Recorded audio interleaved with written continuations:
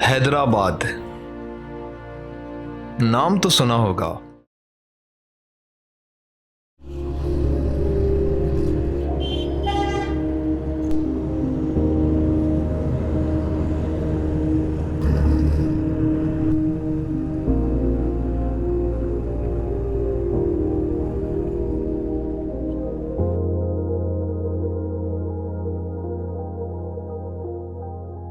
हैदराबाद के अंदर ये कुल्हड़ो फैमिली के एक रूलर का मकबरा है जिनका नाम है मियाँ गुलाम नबी कुल्हड़ो। इसको विजिट करते हैं और मैं थोड़ी सी इनकी जो लाइफ है उसकी एक ब्रीफ हिस्ट्री आपसे शेयर करता हूँ।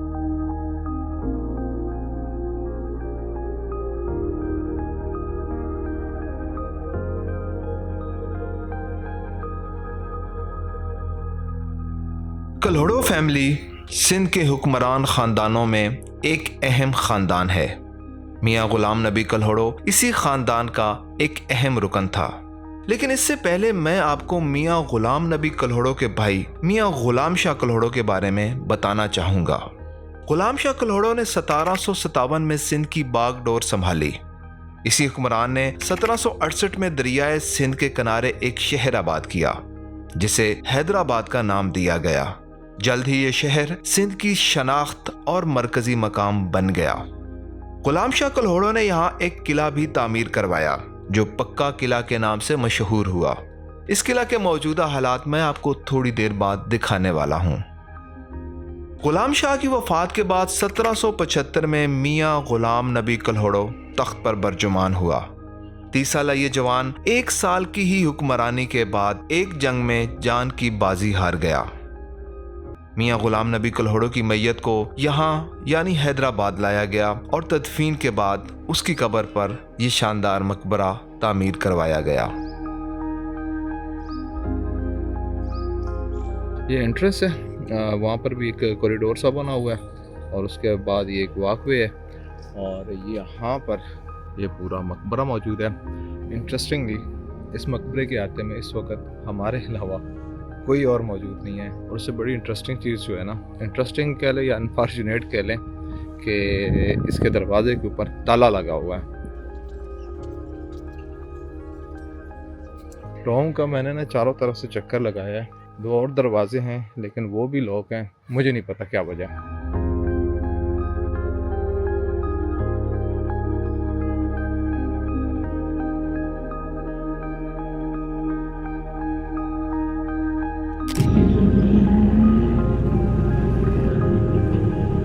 अच्छा जी, हैदराबाद शहर जो है ना कभी एक किले के अंदर आबाद था। उस किले के कुछ वाक़यात अभी तक मौजूद हैं और अभी हम वही देखने जा रहे हैं।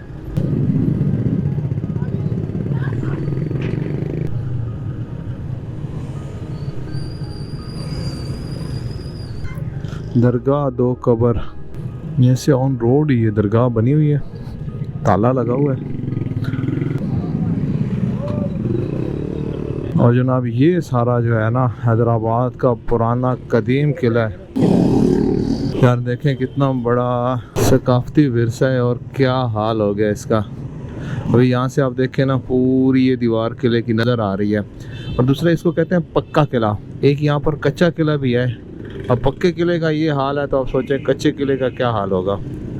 तो और इसमें कोई दिखाने वाला नहीं, अंदर सारे घर बन चुके हैं। ऐसे राउंड मारते हैं और फिर आगे चलते हैं और कोई अंदर इसकी रियून्स वगैरह कोई बाकियात कुछ भी नहीं है, सब घर बन गए हैं।